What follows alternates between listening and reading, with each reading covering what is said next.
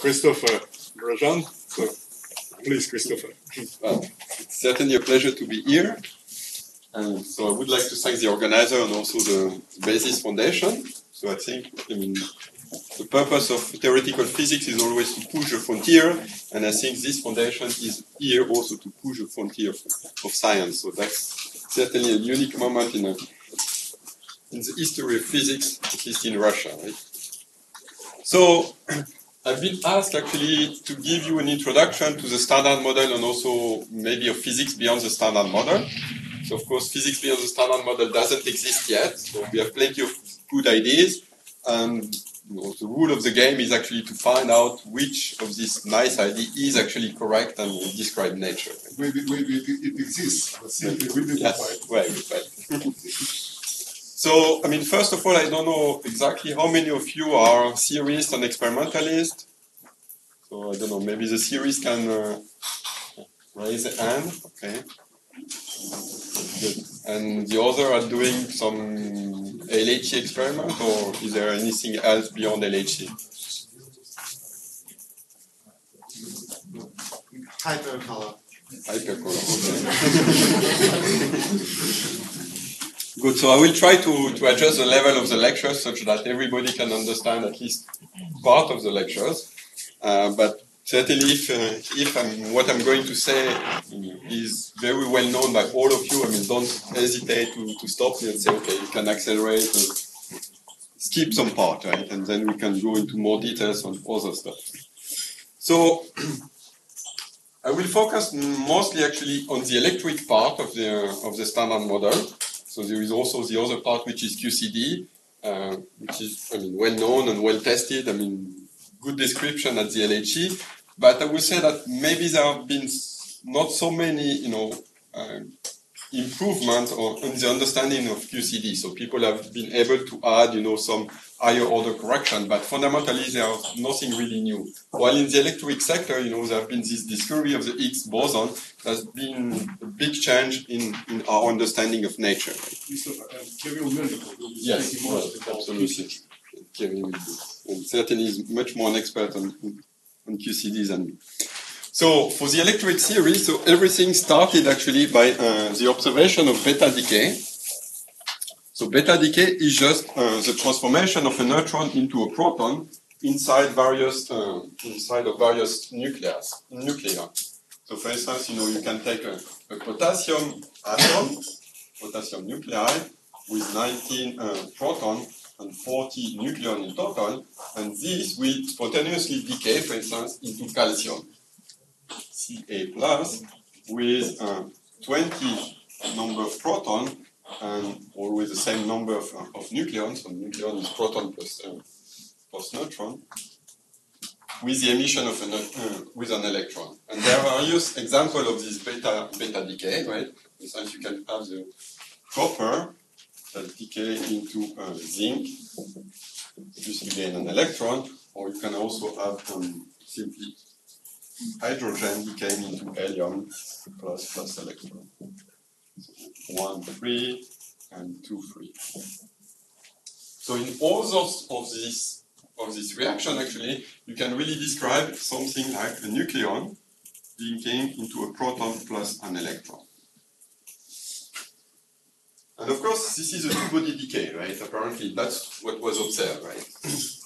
And the funny thing is that people were looking actually at the number of events and plotted this number of events as a function of the energy of the electron. And what they noticed is that actually you have a spectrum like this with decays. But the funny thing somehow is that the energy of the electron is not fixed. While in principle, if you have a two-body decay, just by special relativity, the energy of the electron should be totally fixed by the mass of the neutron, the mass of the proton, and the mass of the electron. With this famous expression that you can derive is that the energy of the electron for a two-body decay will be the mass of the neutron squared minus the mass of the proton squared plus the mass of the electron squared divided by 2 the mass of the neutron. If you want to put the dimension, you have to put c squared. So this was clearly in contradiction with the observation. Right? The energy of the electron is not fixed. And this relation is very powerful because you can really derive it only from special relativity. So it's purely kinematical relation. It doesn't depend at all on the interaction. So independently of the dynamics that really trigger this relation, just by imposing special relativity, this relation should hold. So that was quite puzzling at that time. People were saying, well, maybe energy is not conserved.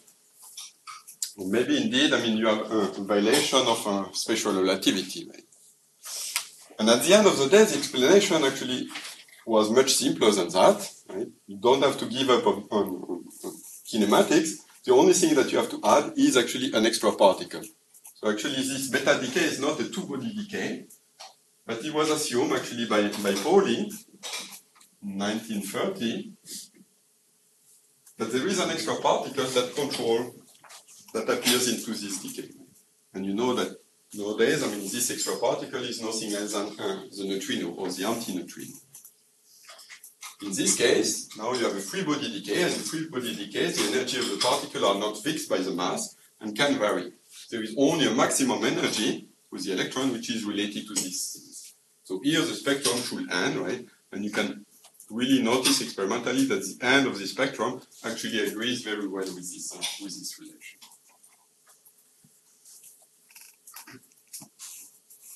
So now the question was actually what is the dynamics of this beta decay? So now we understand really the kinematics. So what is the dynamics? So what is the interaction that forces the neutron to decay into a proton? And that was what Fermi proposed in 32 or 34. In a very nice article that was actually rejected by Nature because it was found to be too speculative. So Fermi at that time, was trying to do the simplest thing he could do, simply add a 4 Fermi interaction. So you have 4 particles into this decay, and say, well, I will simply write actually an interaction among those 4 particles. You write simply a Lagrangian, which is constant, that he calls the Fermi constant. Somebody else calls the Fermi constant. For some reason that is still mysterious to me, people put a square root of 2. I cannot understand. And then he simply describes those 4 particles by some spin of it. So, what is the notation? Psi for the neutron.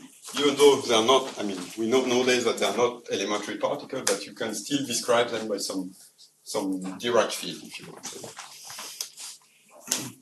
And here, that's something that was not totally clear at that time, but nowadays we know actually that really the current associated to this Fermi decay is nothing else than gamma mu 1 minus gamma 5 over 2 psi proton.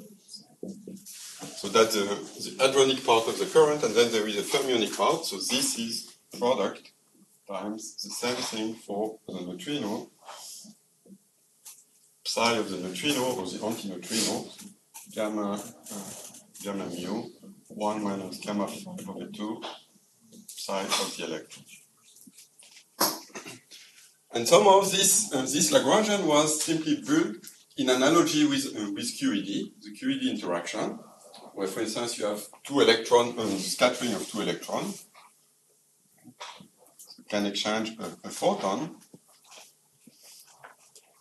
And you know that this scattering gives rise also, in a sense, to a 4 Fermi interaction via the exchange of the photon. So you could write psi bar mu, gamma mu, psi e squared. And here somehow you will also have simply the propagator. Maybe I will write it better. Eta mu nu q squared plus I epsilon psi bar mu gamma nu psi. So that was simply QED, right? And from this you can derive, for instance, the Rutherford formula for small scattering angle and all these things. So the idea then behind the Fermi interaction was simply to say, well, I will build something very equivalent, right? So some current interaction, right? This is a current, this is another current, so it's really the product of two currents. And here you can see simply this four Fermi interaction as an exchange of a new particle. And the difference compared to QED is that here in QED you have the exchange of a massless particle, the photon is a massless particle, but for the beta decay actually you have to introduce a massive particle that has been called later the W. So you will write simply here, you replace this current here, G nu.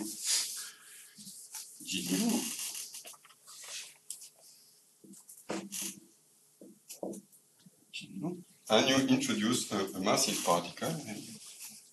So you have the mass of the particle, so q squared minus mw squared plus I epsilon. And you have a new interaction, GW. So clearly, if you are at low energy or small momentum transfer, you can neglect the momentum here compared to the mass of the particle, and you will simply reproduce actually the four Fermi interaction. With the identification that G Fermi, or you can predict G Fermi is square root of 2, is simply, it will be the square because you have two gauge coupling, GW squared divided by the mass of the W. So from beta decay, this is the only quantity that you have access to, right? You only have access to the ratio of the coupling square divided by the mass of the gauge boson. So you can get a first estimate of the mass of this new boson, for instance, if you assume that gauge coupling, the new gauge coupling, is of the order of the electric coupling. So if you say that G is of the order of the electric charge, E, then you get a prediction, from the measurement of this Fermi constant, which from nuclear physics is of the order of 10 to minus 5 in unit of the proton mass. So MP, so probably Gleb will use MP for the Planck scale. For me, MP would be the proton mass. So that's just the experimental value, right? And if you assume that GW is of the order of the electric charge, you will find that the mass of the W should be around 100 of GeV. So that was the first guess estimate of where you will find actually new physics, right? So let us now try to actually understand what could be really the physics that describes this new gauge boson, this W gauge boson. So what we have learned is that now you have an exchange here. You have a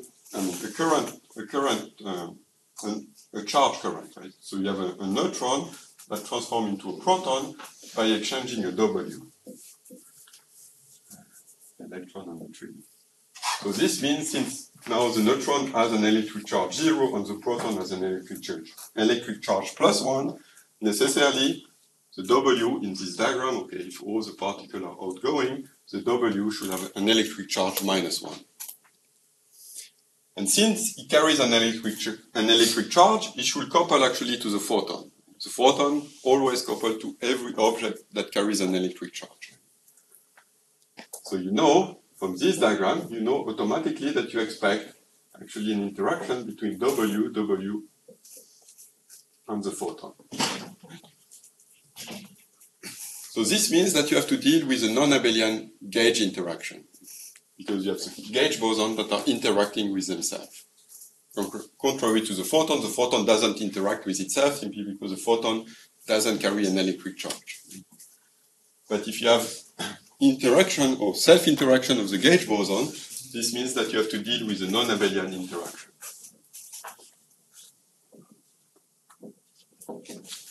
Non-abelian interaction.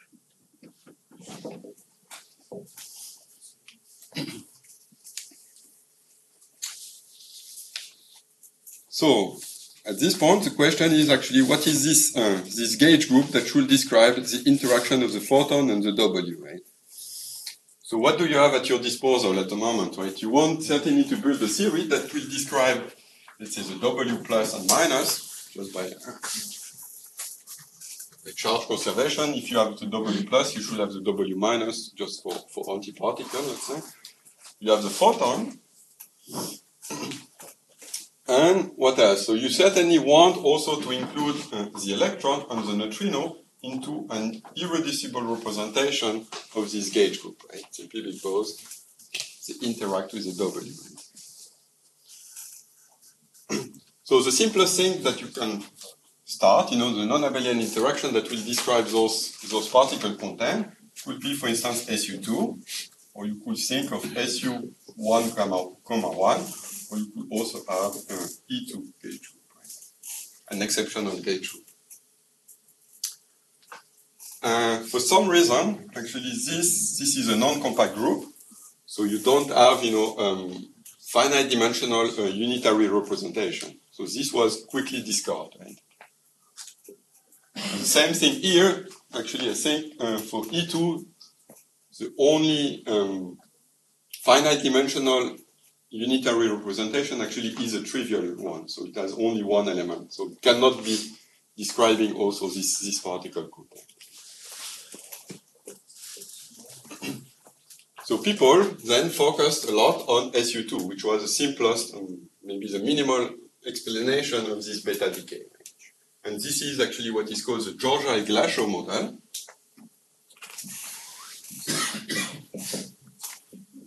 It's the first model, let's say in 72, that were really trying to describe beta decay in terms of a gauge group, in terms of a normal gauge interaction. Christopher, since you mentioned this E2, yes, maybe you explain to the audience a bit details about this group, because I'm pretty sure that many people know what SU2 is and yes. what SU11 is, but yes. E2, well, I don't know. I don't know much about E2 myself. I mean, there is only the Dynkin diagram that, in this classification, in this Cartan classification of the group, there is this exceptional group. And I mean, people have looked at the representation of E2, and it has this particular property to the representation. I mean, I don't think you need to know the details. I mean, just remember that it's a group of rank 2, so in principle you can really describe this particle content, but at the end of the day it doesn't really match with what has been observed. So what is the problem of Georgi-Glashow model?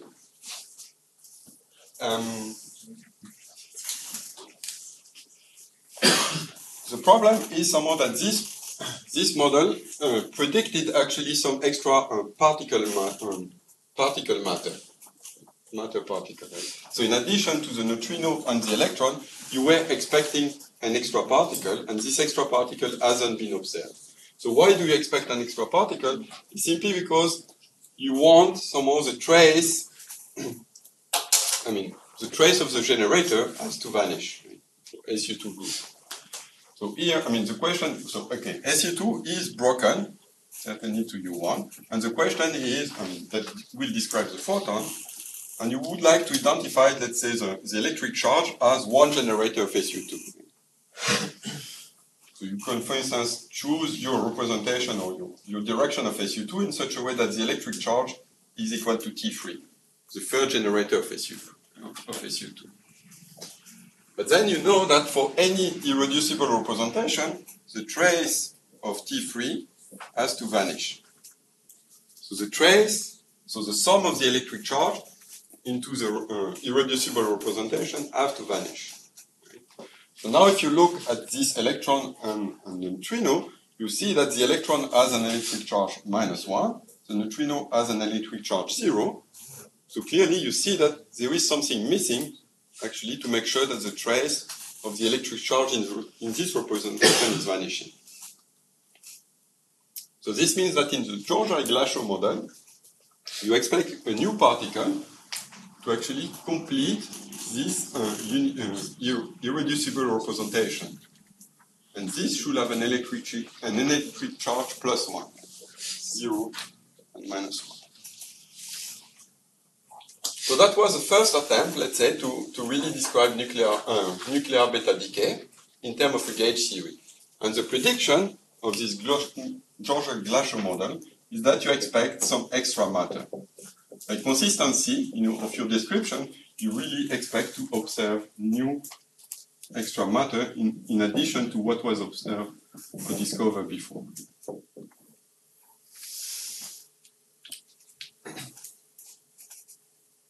So the alternative to this description is actually to assume that. Sorry. Yeah. Extra matter. It is X. Oh, it has been called X. Yeah. X. X. But you don't want to identify this positron, right? No. No, because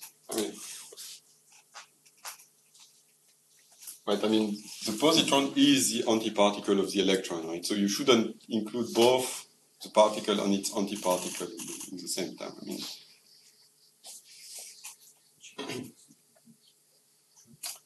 So, that was the logical consequences of assuming actually that you have the minimal description of this beta decay. So minimal description means that the only interaction that I have at my disposal are really basically the W and the photon. So maybe at the end of the day, if this extra matter is not observed, maybe you have to challenge your first hypothesis and look at non-minimal model. So this means that you want to introduce extra forces. So that was the first possibility, no extra forces, but then you expect extra matter. And then the second possibility was to introduce extra forces.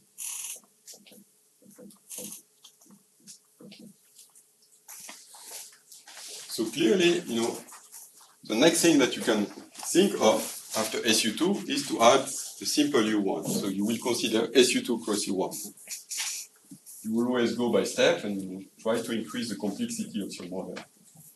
Christopher, could assume that this extra X particle is very heavy, and that's why it is not observed, and or still the model is well completely. No, that was a possibility. Of course, is there the still splitting such a possibility, or it's already completely out by some other reasons? It's out because people have discovered the extra force, right? Oh. But yeah. at the end of the day, also you expect that the splitting among this multiplet should be of the order of electric symmetric breaking scale, right? So you cannot push this scale. The mass of X arbitrarily high cannot be too much higher than the mass of the W, for instance. And this has been certainly well explored experimentally.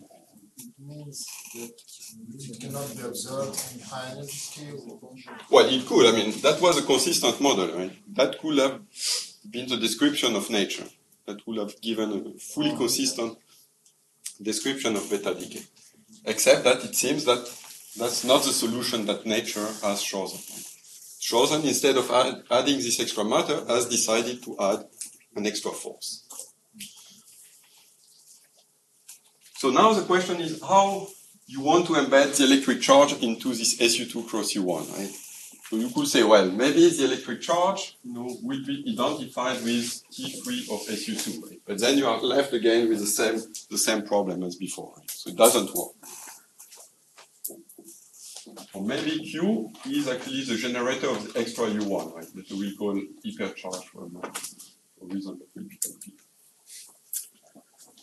It doesn't work either because in this case, since it's commute, then you will expect, let's say that the electric charge for the doublet here will have been the same. So you would have expected the electric charge of the neutrino to be equal to the electric charge of the electron, right? Simply because the two groups simply commute with each other.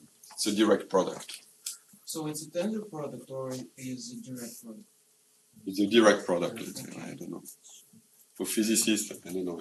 For me, it doesn't make a big difference. It's a direct product of group. I won't make the difference between the group and the algebra, etc. So I'm a loosey physicist. I don't care about this mathematical detail at this level. But for groups, it matters. For group, it matters, yes.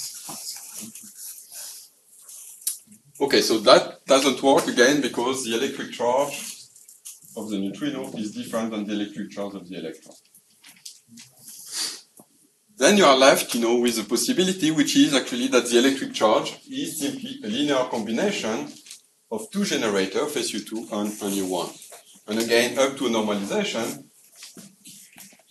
which actually always differ in different books or different papers, you can always say that the electric charge is simply the linear combination of T3 of SU2 plus the generator of U1.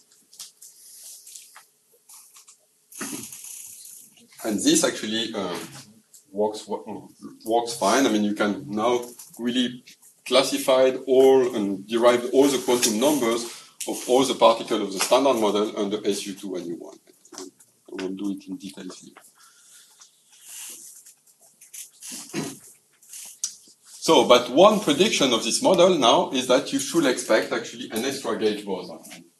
So extra forces mean extra gauge boson.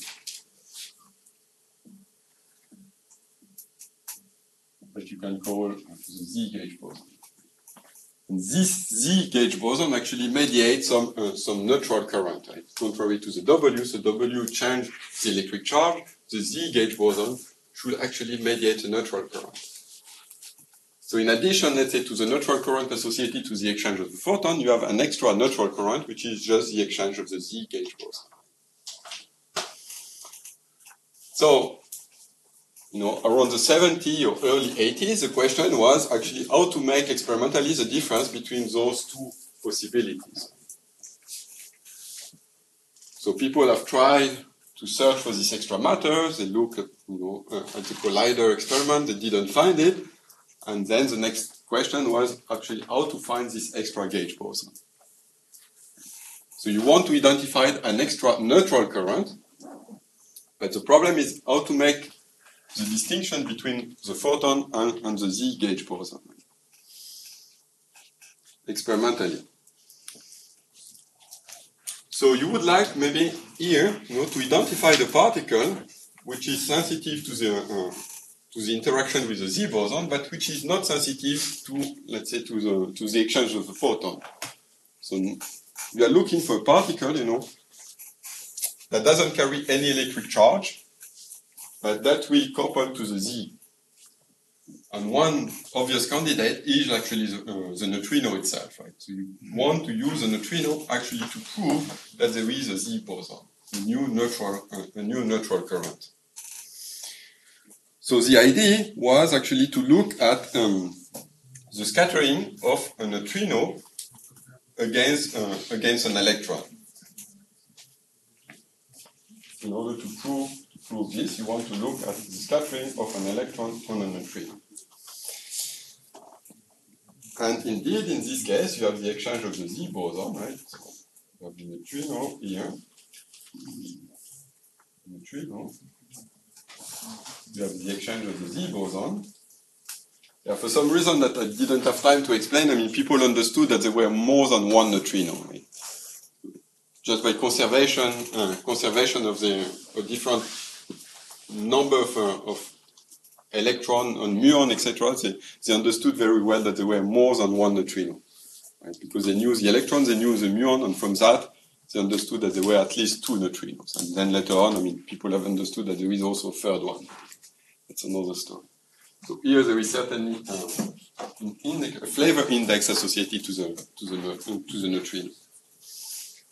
Okay. So that's fine. So people try to look at this as this neutral current, but the problem is that here, for this interaction, you are also sensitive actually to a charge current. Simply, so this is, let's say, a T-channel exchange, but there is also a U-channel exchange, where this incoming electron is actually coupled to this outgoing electron via the exchange of a W. Electron here.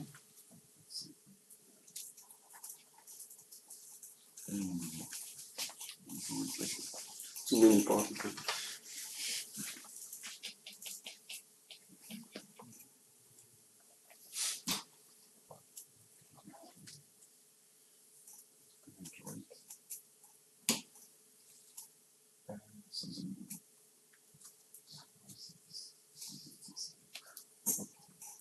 Electron,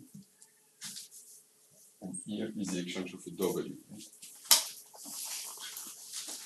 So this means that, okay, quantum mechanically you cannot distinguish the two diagrams, they will interfere, right? So you cannot, by observing this scattering, this scattering amplitude, you cannot really say for sure that there is a new neutral current mediating this type of interaction. So you need to look at another interaction that will be only sensitive this time to the exchange of the photon, and where there won't be any diagrams mediated by the W exchange.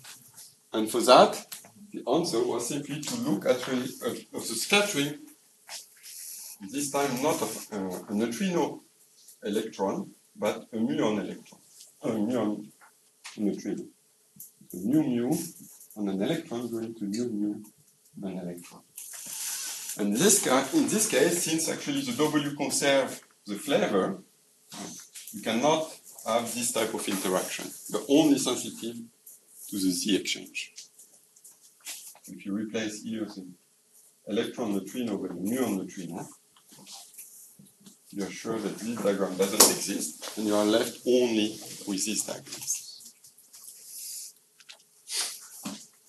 So people now really try to observe this thing, and that was actually done in, I think, in 1973 by the famous Gargamel experiment. That was the first evidence of this neutral current associated to the exchange of the Z boson. It was the first experimental evidence really that there is a Z boson that exists in nature. Okay.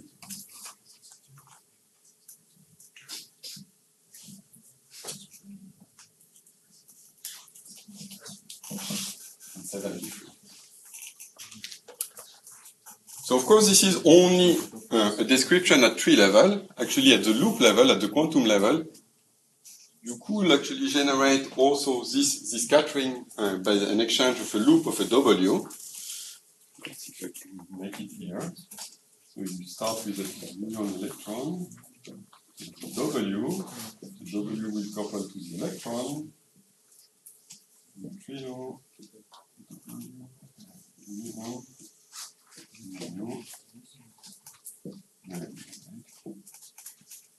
So it's true that at tree level there is only this diagram that contributes. At the quantum level, you have also the exchange of neutral current associated to the W. But of course, this is a quantum correction, and if the theory is actually perturbative, so here you are really trying to describe everything at the perturbative level. You expect really this to be subdominant compared to the tree-level exchange. So this means that really you can be sure by observing this reaction with a large enough cross-section, you can be sure that there is really a tree-level neutral current exchange. So that was really the experimental proof, actually, that the interaction, the dynamics beyond beta decay, is actually described by this SU2 left cross U1 hypercharge gauge interaction. So that's the foundation of the standard model.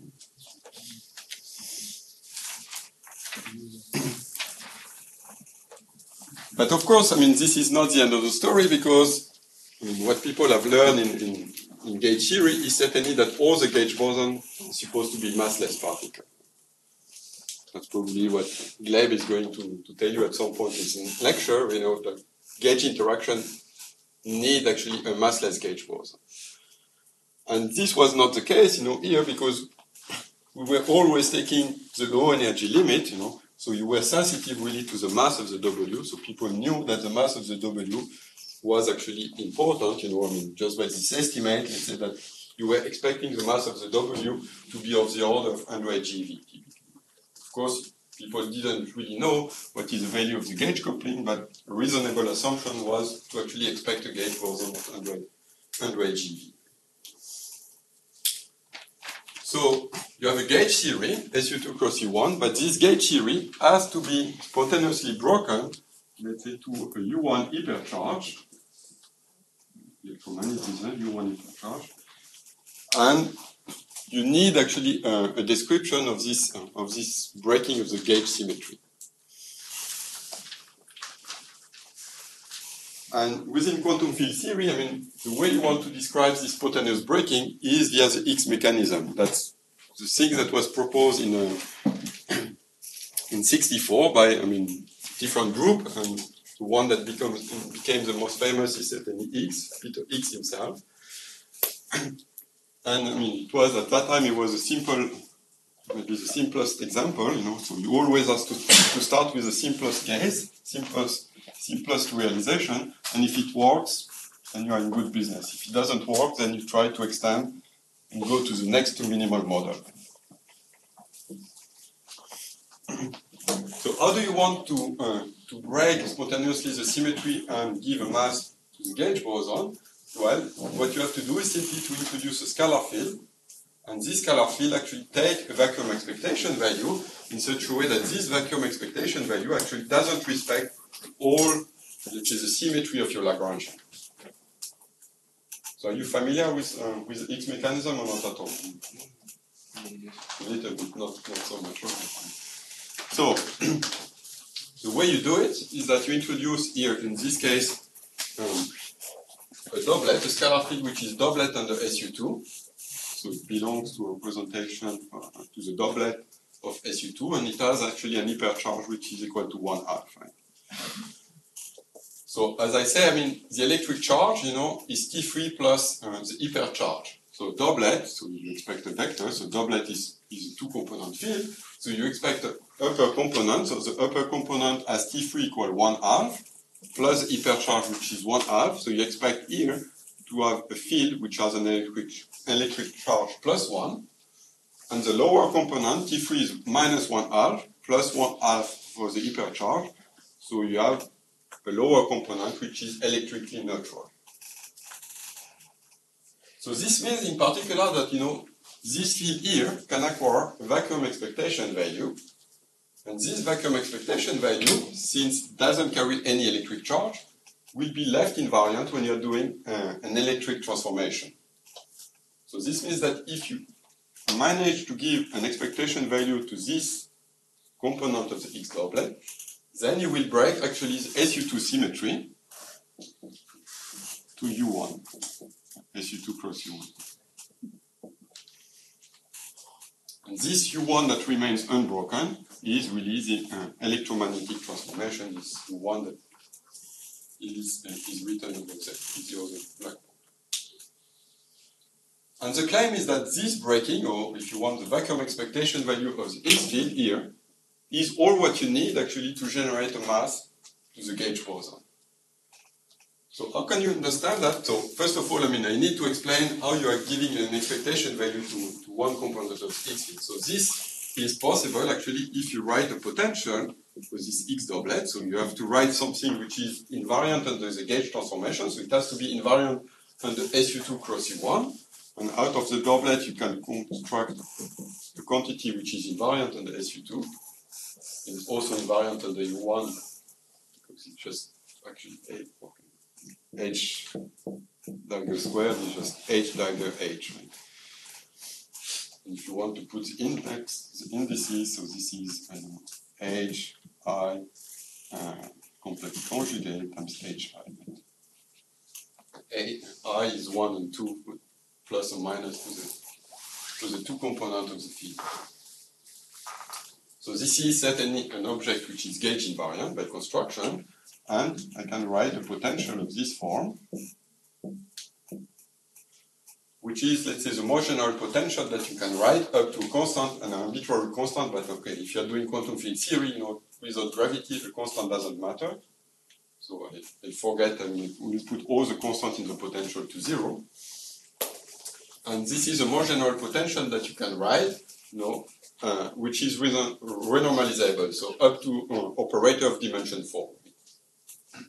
And the only non-trivial thing, if you want here, is that I made sure that, let's say, the quadratic term in H is actually has a negative sign, so it has a tachyonic mass. So usually, if you write a potential, you will always write, for instance, m squared plus phi squared, right?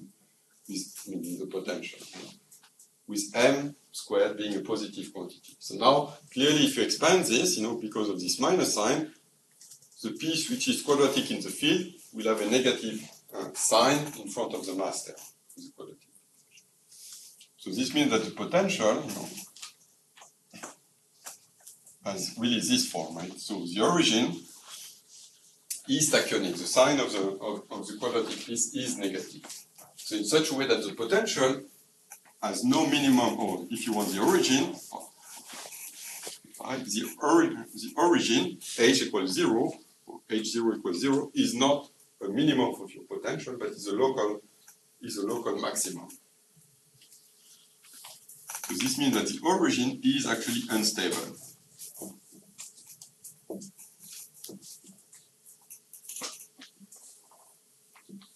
And the minimum of this potential is actually away from the origin, and will correspond to V. So when H0, okay, H0, when H0 is equal to V, then you are reaching the minimum of this potential. So clearly, if you always want to sit in the minimum, so in the point of the configuration of field that minimizes the energy of this energy density, then clearly the universe will end up into this form that breaks the SU2 cross U1 symmetry, and the only thing that remains unbroken actually is this U1 of electromagnetism. So that's the dynamics, let's say, that really triggers the breaking of the gauge symmetry to unbroken U1 of electromagnetism. So I say dynamics, I mean it's not really a dynamics. At this level, it's more like a description, because I put by hand this negative sign of the tachyonic mass for the X doublet. I didn't really explain what really is the physics that give you this negative sign. I put it by hand.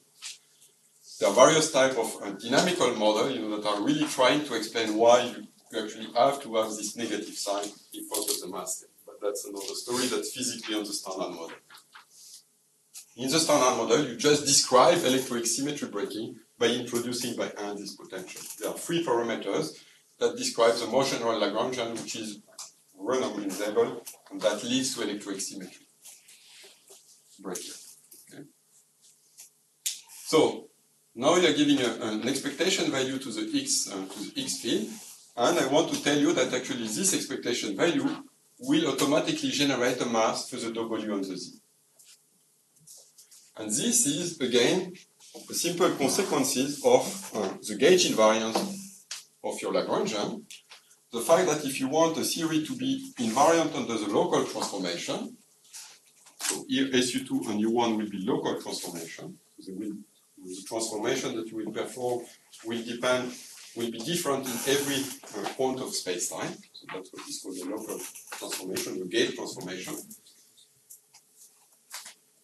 In order for the theory to be invariant under this local transformation, you need to promote actually the kinetic term of the X to a covariant kinetic term.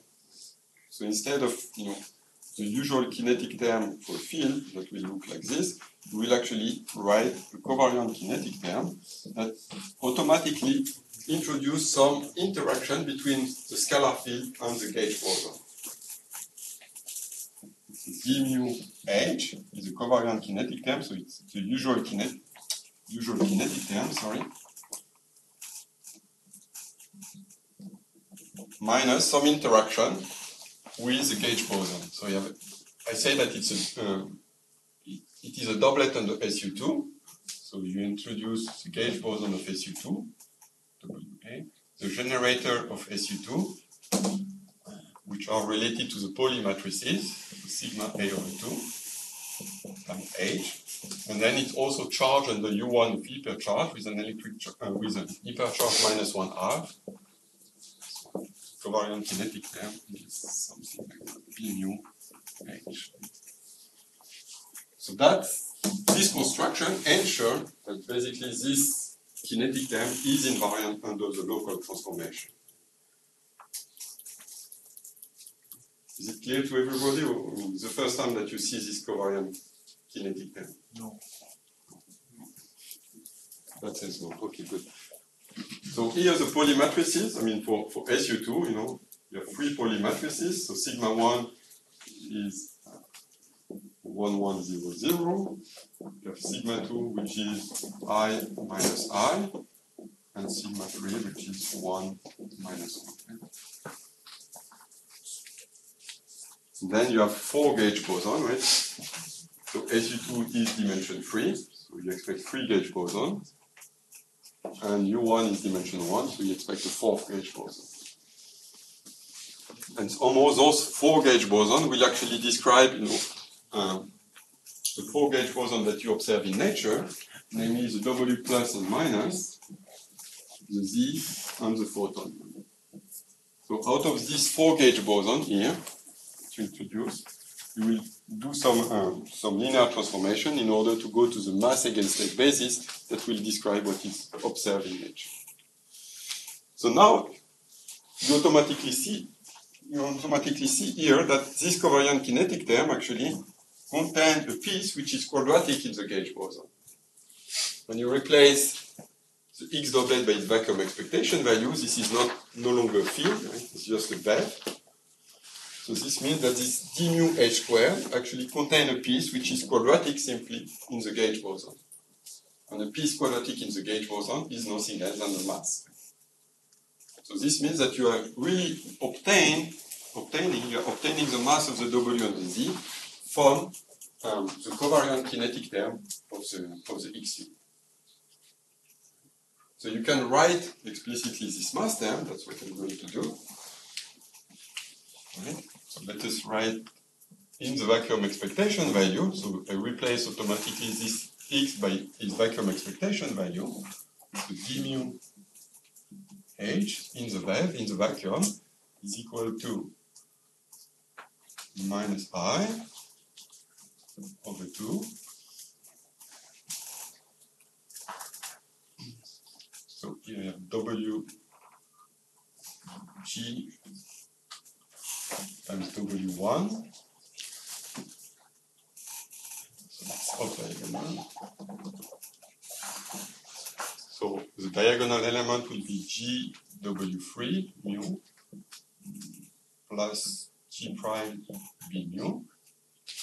Same here with the minus sign for W3. And the off diagonal element is GW1 minus IW2 mu GW mu 1 plus IW mu 2 multiplying the expectation value in the vacuum with 0 v square root of 2.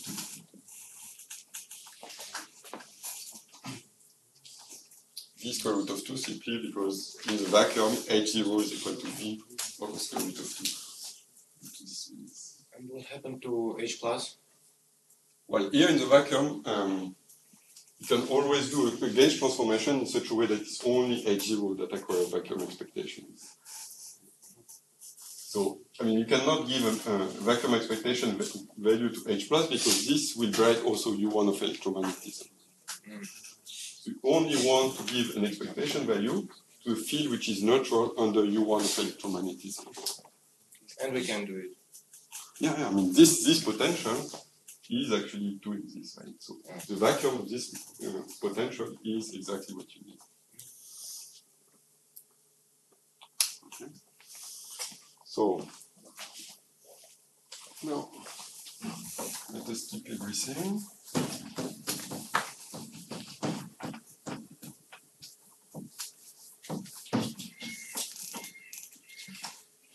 So what is a Lagrangian now?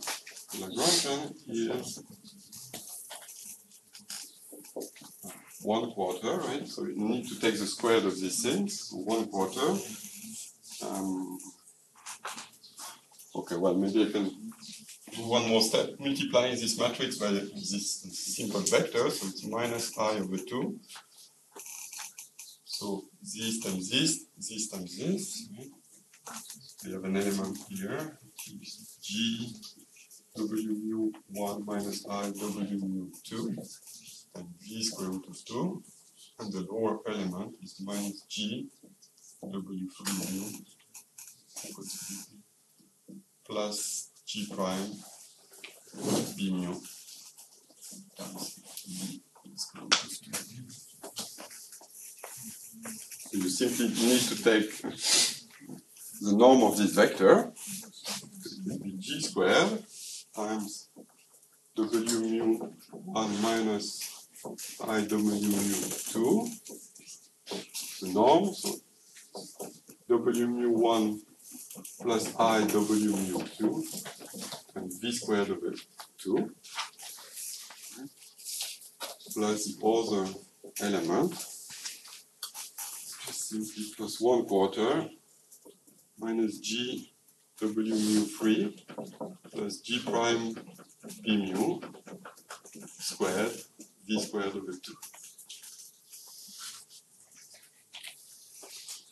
So now if you call this quantity W mu plus, this is just a complex conjugate, so that is W mu minus.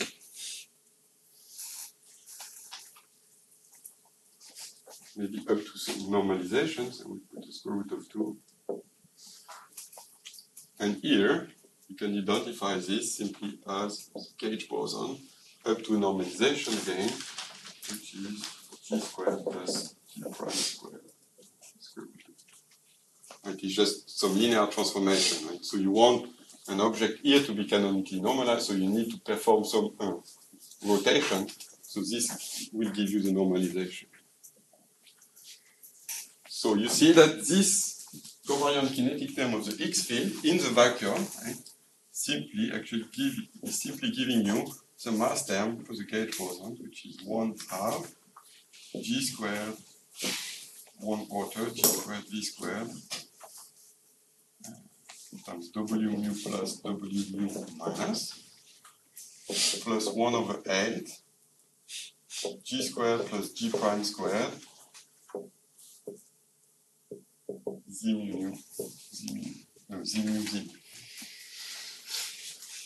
So here you obtain directly the mass for the W and the mass for the Z. So you have an electrically charged gauge boson with a mass mW squared, which is 1/4 G squared V squared. So then V squared is the second term. V squared, I forgot V squared. And you have the mass for the Z boson, which is again 1/4 G squared plus G prime squared times V squared. So here, I mean, this quarter, you have to remember that this is electrically charged, so there is not 1/2 in front of the mass, while for electrically neutral, there is 1/2 times m squared times the field squared. And in addition, you have, of course, a massless gauge boson for the photon. And the photon is just the orthogonal combination of W3 and B, right? So in this case, the photon will be 1/square root of G squared plus G prime squared times will be G prime W mu 3 minus plus G prime B mu. So just the orthogonal linear combination to the Z.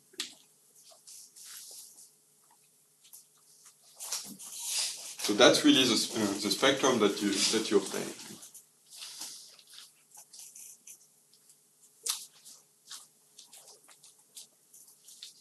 Okay. So at this point, there is one thing that you can further compute from this spectrum, which is what is called the rho parameter, which is simply the ratio of the mass of the W divided by the mass of the Z divided by the mixing angle that you need, or the rotation that you need to perform to go from the W3 and B basis to the photon and Z basis. Right? So you're performing a rotation. Right? So in this case, the rotation is simply cos theta W. Cos square theta W is simply G squared. You can read off here, G squared divided by G squared plus G prime squared. So if you go, let's say you go from W3 and B, you go to the Z and photon by performing a rotation with an angle in theta W. Okay?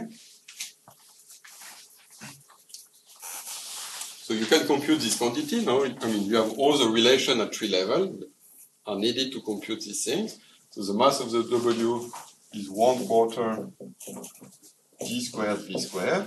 The mass of the Z is 1/4 G squared plus G prime squared V squared. And the cosine squared theta is G squared divided by G squared plus G prime squared. Going down. Clearly here, this quantity is equal to 1.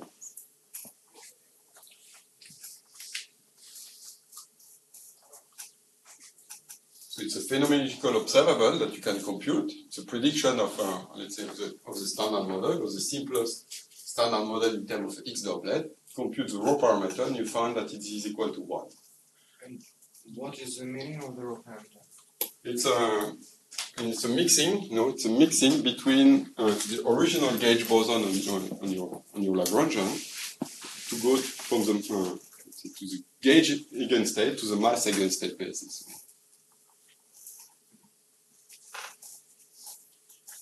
Is really this rotation. So you introduce original gauge boson associated to the SU2 on U1 gauge symmetry, and the mass basis is actually obtained by a rotation from this original basis.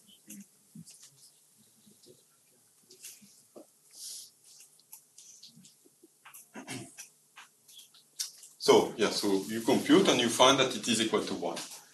Now there is a theorem in theoretical physics which is telling you that after a very complicated computation, if you find a very simple result like 0, 1, or pi, it means that either you have done a mistake in your computation, you put up a sign that gives you 0 instead of whatever, or there is a symmetry that explains why the result is simple.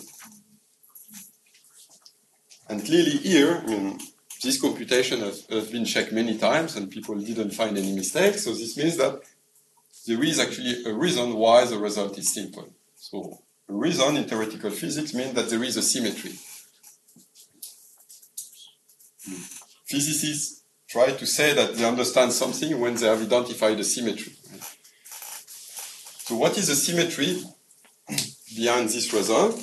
Well, this symmetry is actually an extra symmetry of this Lagrangian, which is not a gauge symmetry, but it's a global symmetry, which is called the custodial symmetry.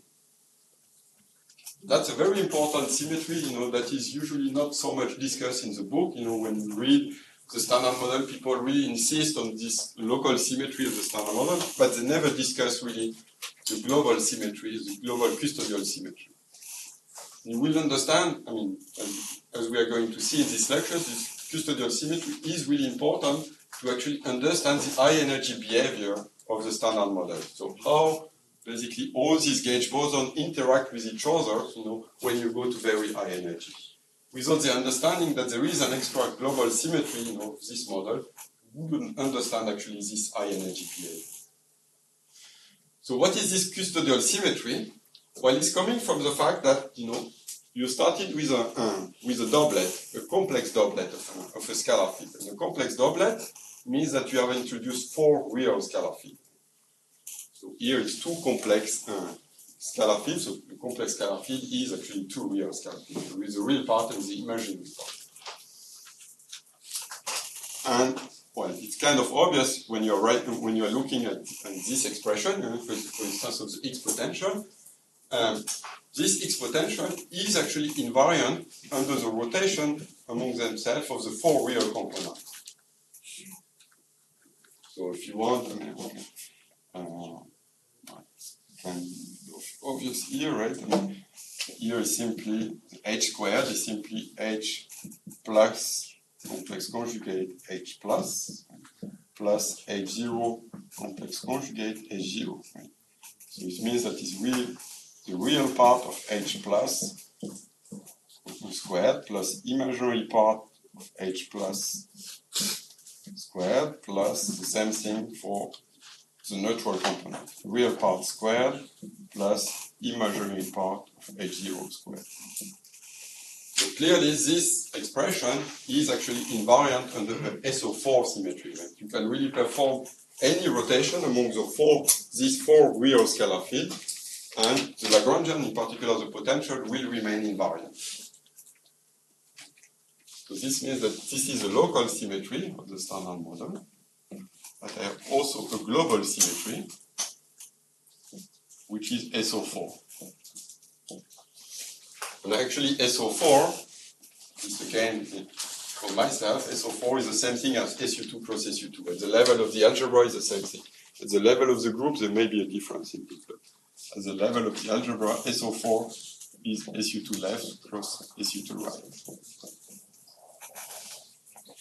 So what does it mean concretely, this SU2 left plus SU2 right? It means that actually you can, out of this doublet, you can construct a 2 by 2 matrix this time, where actually SU2 left will act on the left, and SU2 right will act on the right of this 2 by 2 matrix.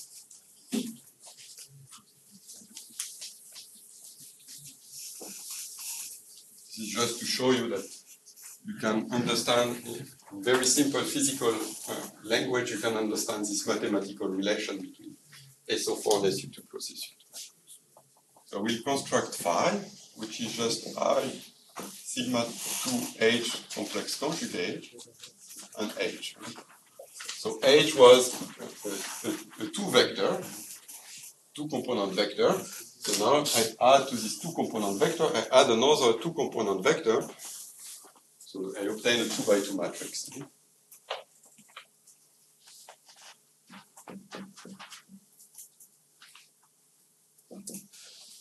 And the claim is that SU2 left will act on the left of this matrix, and SU2 right will act on the right. So phi will transform as G left, phi, G right dagger.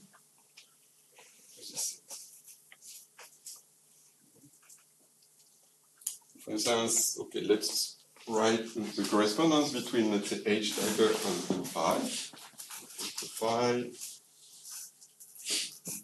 explicitly, so here I say that it's H plus H0. I want to write explicitly this 2 by 2 matrix. So I sigma 2 was 1 minus 1, right? So it should be minus H0 complex conjugate.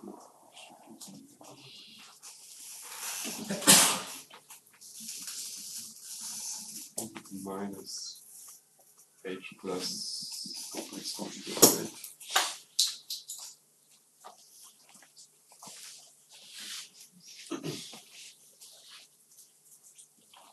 So in particular, you can see that the trace phi dagger phi, trace of phi dagger phi will be simply trace. What you read is the determinant. It looks as Yes. if you read the determinant. Is it the determinant? It's a trace. what we have denoted H squared.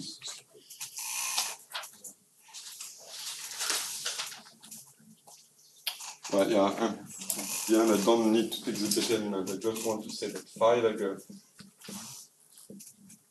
phi, phi dagger phi will be, let's compute it explicitly.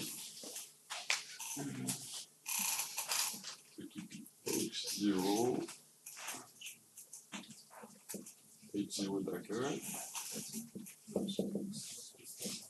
H H plus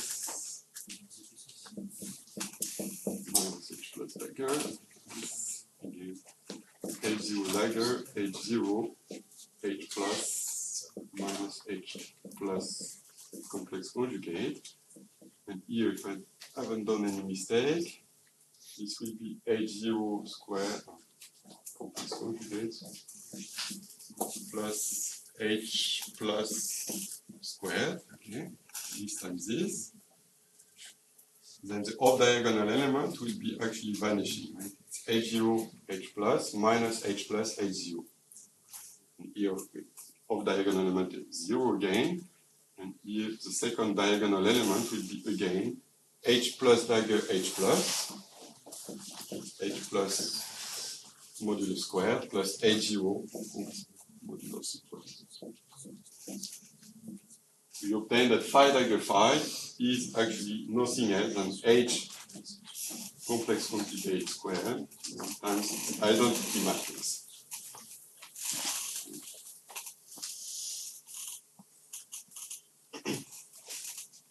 So here you see, okay, so then if you take again the trace, for instance, you can say that the trace phi dagger phi will be simply twice h dagger. So you see explicitly here, for instance, that this will be now invariant of SU2 left cross SU2 right. Right? Because if you perform a global transformation of this trace, right? So phi transformed this way, so phi dagger will transform as g right phi dagger times g left dagger, and then the trace of phi dagger phi will transform as a trace of g right phi dagger g left dagger times g left phi times g right. So g left dagger times g left is equal to 1, because g left belongs to SU2. And then by property of the cyclic permutation of the trace, you can put this g right on the other side, and again you have g right dagger g right, which is equal to 1. So this is nothing else than trace of phi dagger phi. Right? So what I've shown here is that really this potential, right, is actually invariant under this SU2 left cross SU2 right symmetry, right? Which was obvious from the beginning because I said that it is invariant of SO4. Right? So what I've shown in this description going through this 2x2 matrix is indeed that at the level of the algebra, SO4 is equivalent to SU2 left cross SU2 right.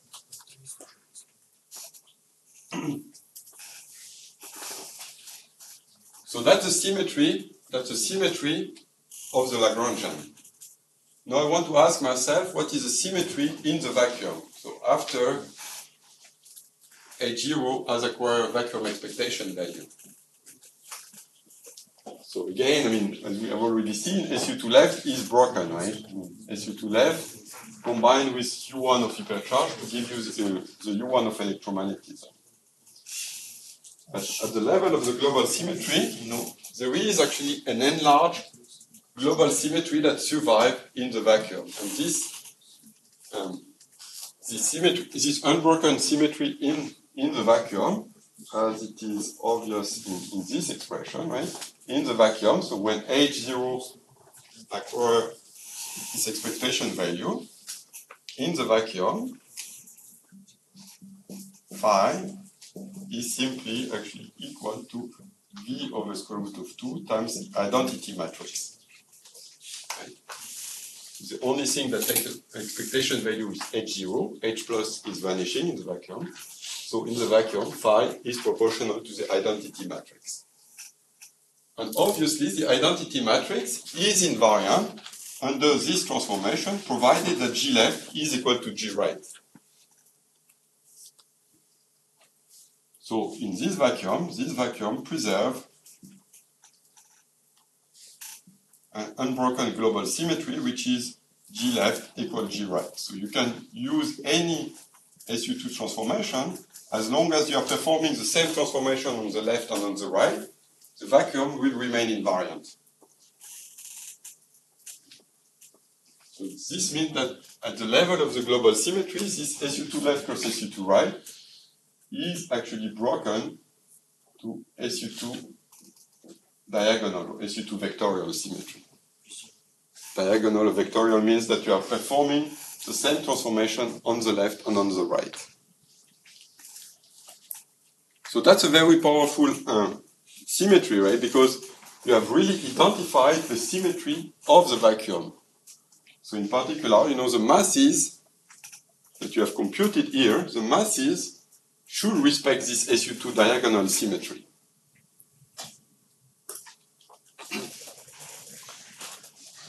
And since you started, with this this WA that were actually a triplet on the SU2 left, under the SU2 left symmetry, they will also transform as a triplet under this SU2 diagonal symmetry.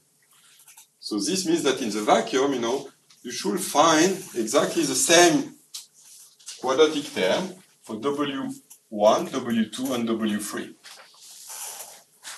So whatever, the expression for the mass, so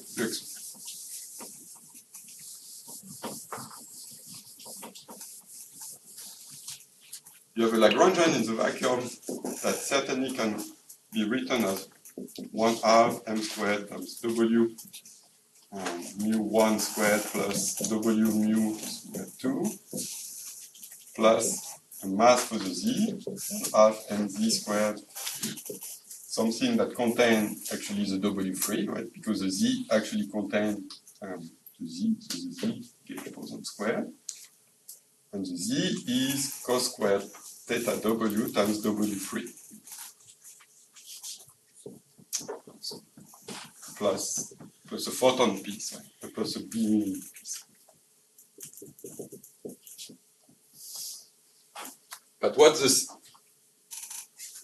unbroken SU2 diagonal symmetry is telling you is that the quadratic piece in W1, W2, and W3 should be equal to each other. So the consequences of this unbroken symmetry in the vacuum is really that mw squared is equal to mz squared times cos squared theta w, where theta w is really the rotation that you need to perform to go from the photon on Z basis to the W3 and P basis. So you have identified this global symmetry, unbroken global symmetry in the vacuum that force actually this relation between the masses of the gauge mode. And of course, this is nothing else than saying that the rho parameter is equal to 1.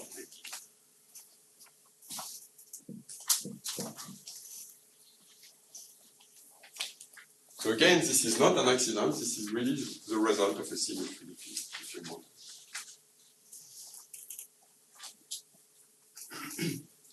So you probably don't need 1/2 in the first term of the Lagrangian purple. Yeah, I need 1/2 because I've written in terms of the because of 2.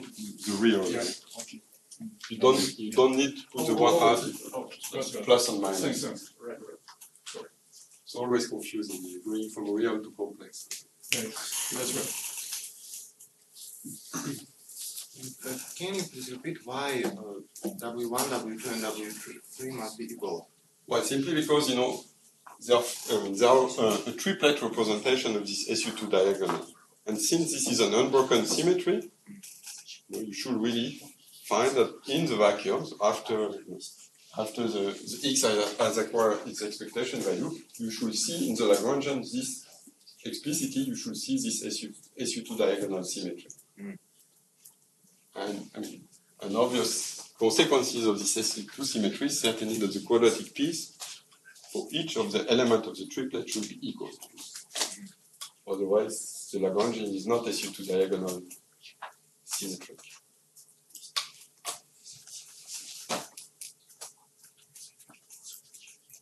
Okay, is it obvious? Any questions at this stage? So this is a symmetry of the whole, this is a symmetry of the potential. But there are also coupling of Higgs field is W, and is it also invariant with respect to the global? So indeed, this is not an exact symmetry because this symmetry is broken by the gauging of U1 hypercharge. That will be an exact symmetry if you send the U1 hypercharge gauge coupling to 0. But it's kind of obvious here because I say, okay, I use a doublet representation of SU2, so doublet is pseudo-real, so that's why at the end of the day, I was able to combine, in a matrix, I was able to combine H and H complex conjugate. Why does it work here? Simply because these two fields transform in the same way under SU2. a doublet is SU2 is a pseudo. A doublet is pseudo-real representation of SU2. Christopher, let me try to. There is some confusing thing in all this explanation because from one side you have shown us that rho equal to 1 is a precise quantity in the standard model. Yes. Now, what is the reason you are saying? Okay, the reason is custodial symmetry, but custodial symmetry is an approximate symmetry. Yes. So how approximate symmetry could be responsible for exact relation, which is 1? Custodial symmetry is exact. What? The custodial symmetry is exact. It's not exact. It's exact. In the standard It is model exact. in a pool. Is exact if you send in the limit where limit. gauge coupling of U1 hypercharge is sent to 0. And also exact in the limit where the top Yukawa is equal to the bottom Yukawa. Exactly. Which in nature is not the case. Exactly. But rho equal to 1. Rho equal to 1 was a prediction. Yeah, what was a prediction at tree level? Yeah. So now if you compute the quantum correction, there are some corrections to global ones. And these quantum corrections will be proportional to the breaking of the custodial symmetry. So those corrections that I haven't computed here will always be proportional to the gauge coupling squared, the gauge coupling of U1 times 1 loop factor, or they will be proportional to the mass difference between the top and the bottom, which is the difference between the Yukawa coupling. So that was May I make a group theoretical remark Yes. to your explanation? You see, I think that this calculation of the squared of the matrix is exuberant. So if you just take the determinant of phi, you get h squared. you get And this transformation you have written, it conserves the determinant because both GL and GR are from SU2 and their determinants are equal to 1. Yes. So it's much easier to get the same result just by calculating the determinant. Is the standard in the representation of SO4. Right. Or the Lorentz group also you use this Yes, system. exactly the same. The same. Yeah, so here I really wanted, to use this to show basically that, you have something proportional to identity, but indeed for the potential you can use a determinant sense. Trace of the square of the determinant. For a 2x2 matrix, they should be related to each other. I think an important point is that your first column in the matrix phi and the second column in the matrix phi transform under the same SU2. You can get it local. Right, absolutely. And that is important because it renders Lagrangian to be invariant, Yes. except U1. The quantum does not. Absolutely. And except Yukawa couplings. Yeah, so here I haven't introduced the Yukawa coupling, but you will find that the custodial symmetry is exact if the top and bottom Yukawa are equal to each other.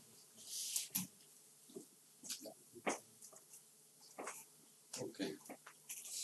Yeah, so one important consequence is that we will explore in the second lecture this afternoon is that here, you have a breaking of a global symmetry. So you have SU2 left plus SU2 right, which is broken spontaneously by the vacuum to SU2 diagonal. So every time, you have a breaking of a global symmetry, you expect some ghost on boson. So in the limit of, let's say, when you send the gauge coupling to 0, you expect to see in the spectrum, you expect to see those ghosts on boson. So you expect, at least in the limit where G and G prime goes to 0, you expect 3 ghosts on boson, pseudo ghosts on boson.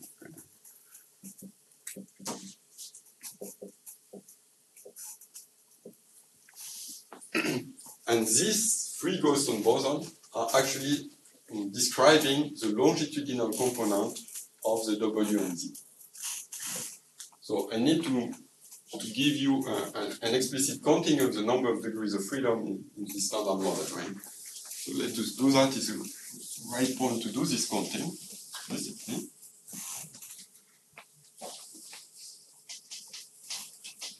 And I will do the counting, before and after electroic symmetry breaking, just to show that I'm not losing anything. Right?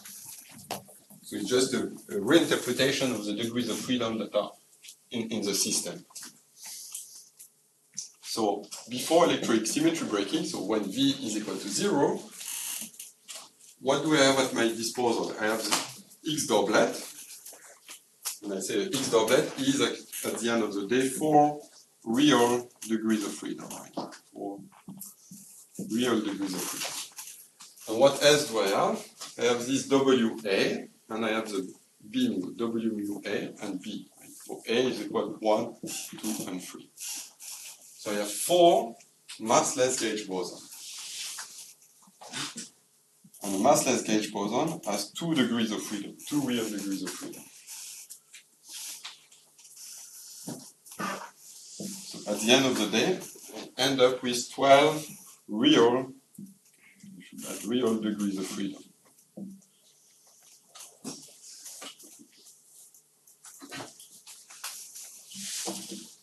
And how these degrees of freedom rearrange themselves after electric symmetry breaking.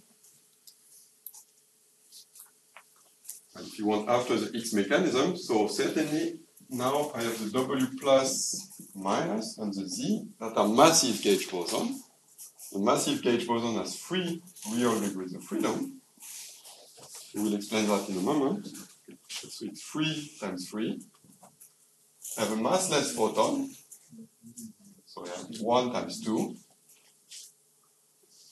And for the counting to be correct, so it's 9, 10, 11. So I will expect 1 physical remaining degrees of freedom, and this extra physical degrees of freedom is what is called the X boson.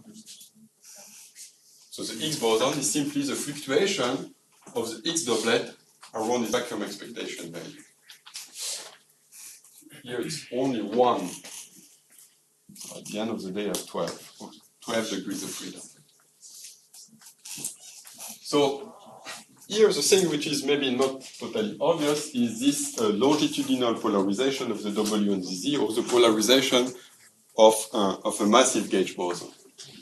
So what you have all learned, I think, in quantum mechanics is certainly that a particle of spin S has 2s plus 1 degrees of polarization. Right?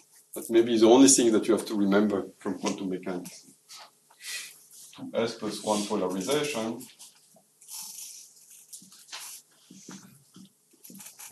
for particle of spin S or spin S.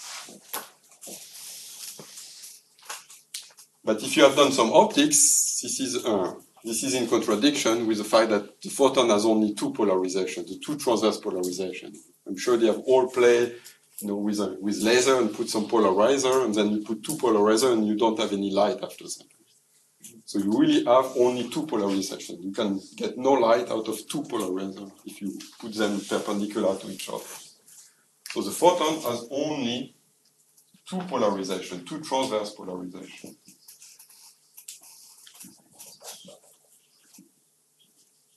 So does it mean that the photon is violating quantum mechanics? Not exactly, because this theorem is true only for a massive particle. For a massless particle, actually, you can decouple some polarization. And that's exactly what gauge invariance is actually doing. So gauge invariance, actually, we are talking about symmetry, but symmetry don't exist. I mean, there is no thing like a gauge symmetry. Gauge symmetry is just a way to introduce some spurious degrees of freedom that are not physical to make the theory invariant under this quote-unquote symmetry. But you are introducing some degrees of freedom that are not physical. You can always go into the unitary gauge, and in the unitary gauge, or after gauge fixing, etc., the photon will be described by 2 polarization. So we are always excited about symmetry, but symmetry don't exist in nature. They are just a way the theorists are just write things to make it life easier and more symmetric. But they are not there, right? But just it makes bookkeeping. simply manifest. Yeah, space-time. The symmetry acting on space-time is different. Yes, that's true. But for local symmetry, internal symmetry don't exist. And even the global one, I mean, in string theory there is no global symmetry either. Right? So it means that in a truly consistent theory of quantum gravity, there is no symmetry at all except the space-time symmetry. Okay, so yes. So for massless photon, indeed, you have two polarization instead of 3. And actually, if you think about it, this 2 versus 3 is simply the consequences of special relativity. Right? Because if a particle is massive, you can always go to the rest frame of the particle. And in the rest frame of the particle, there is no notion any longer of propagation, when the particle is not moving. So there is no momentum associated to the particle. So this means that there is no distinction between transverse and longitudinal. So this notion exists only when the particle is moving. Because when the particle is moving, you have the direction of propagation, and then you can say, well, there is things which is longitudinal in the direction of propagation, and there is direction transverse to the propagation. So clearly, if the particle is massless, it can never go into the rest frame. So this means that there is always a way to distinguish the transverse and the longitudinal direction. And if there is always a way to distinguish them, it means that actually you can always remove this longitudinal polarization. But clearly, for massive particles, there is no way to remove this longitudinal polarization because, again, it's just a frame-dependent statement. If you go to the rest frame of the particle, you cannot distinguish longitudinal and transverse. So this is telling you really that special relativity and quantum mechanics is making sure that for a massive particle, you have always 2s plus 1 degrees of polarization and not 2s as for the massless particle. Now, I mean, this longitudinal and transverse polarization for massive spin-1 particle, have actually different behavior, which is quite interesting to look at in details. So what do I really mean, by this polarization? So again, you will do a plane wave decomposition, you will write A mu A, let's say, as epsilon mu, that will describe the polarization. So it's a polarization vector, and then you have this, okay, so we can put also some gauge index, TA, and then there is simply the plane wave, kx, that describes the propagation of the wave. And this epsilon mu is just the polarization vector, the polarization tensor. And you have to choose a normalization, and this polarization vector is normalized to be -1. And there is one gauge fixing condition, which is that they have to be orthogonal in the 4-dimensional sense to the direction of propagation. So that's the polarization vector associated to the spin-1 particle. So now you can solve those equations. So for instance, you can put yourself into a frame where, let's say, k mu, a massive particle, would be E, 0, 0, and then the momentum of the particle. And those things are, of course, related by the Einstein relation that m squared is h squared minus k squared. So what are the solution of this equation? Well, there is two transverse solutions. Two transverse polarization where epsilon mu is really orthogonal in the space direction. So there is no time component with 0, 1, 0, 0. Epsilon mu is 0, 0, 1, and 0. So clearly, you satisfy this relation simply in the space component. And it's normalized to 1, something like this. -1 due to the metric. Right? I'm using a particle physicist metric, so convention is plus for the time direction, minus for the space direction. That's my metric. But in addition, I have an extra longitudinal polarization. One longitudinal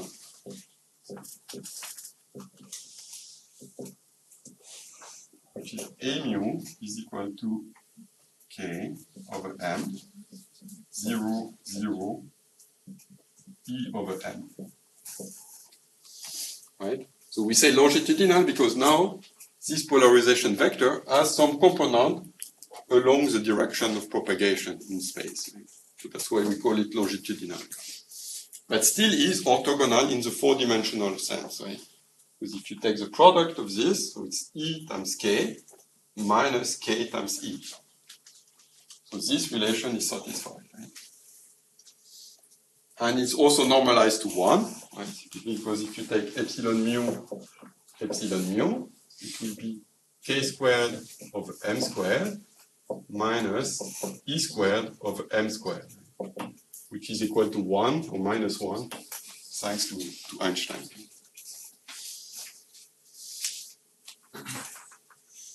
So you have two transverse polarization and one longitudinal polarization. And here you see, on this expression, you see the big difference between transverse polarization and longitudinal polarization.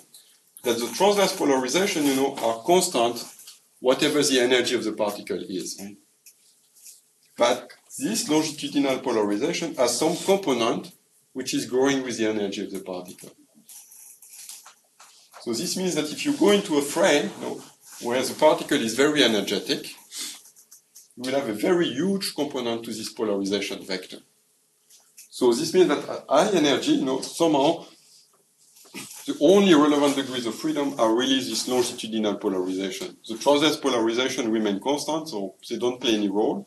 And if you go to very high, in a very boosted frame, actually only the longitudinal polarization will enter into the physics.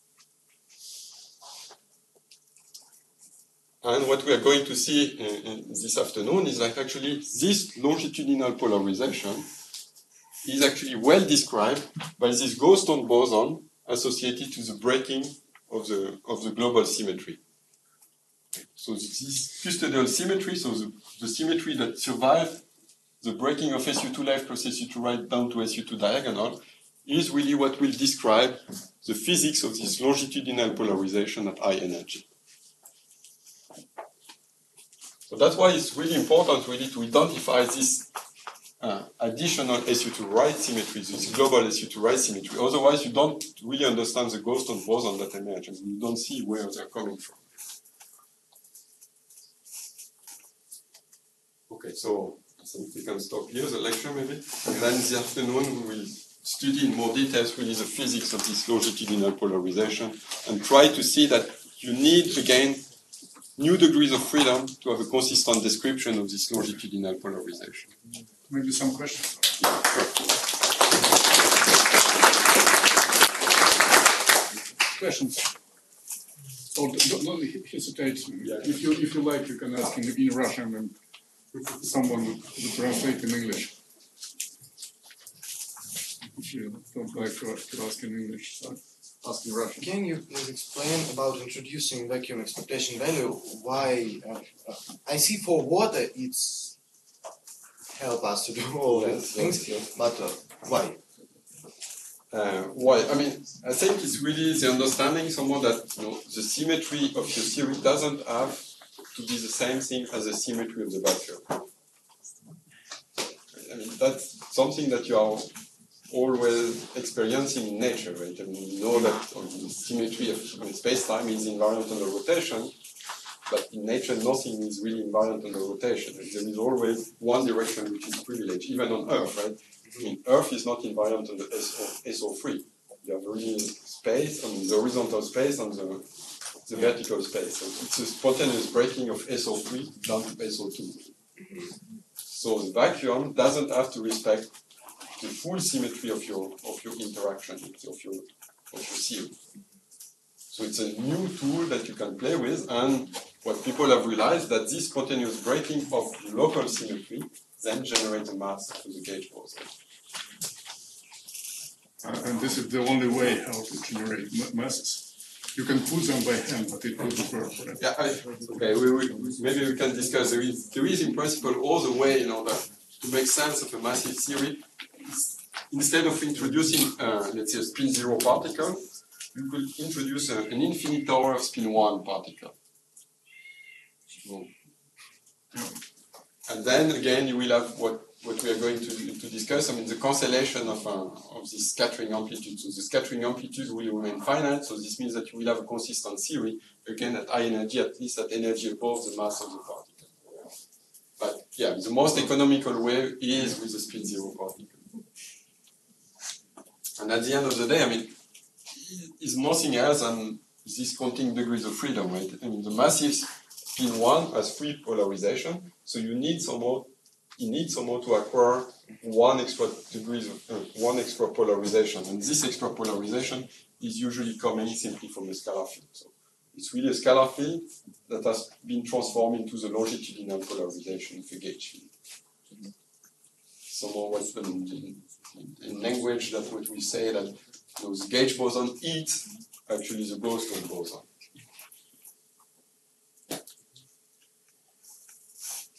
So let's continue after lunch. During lunch. During lunch. Please. Thanks.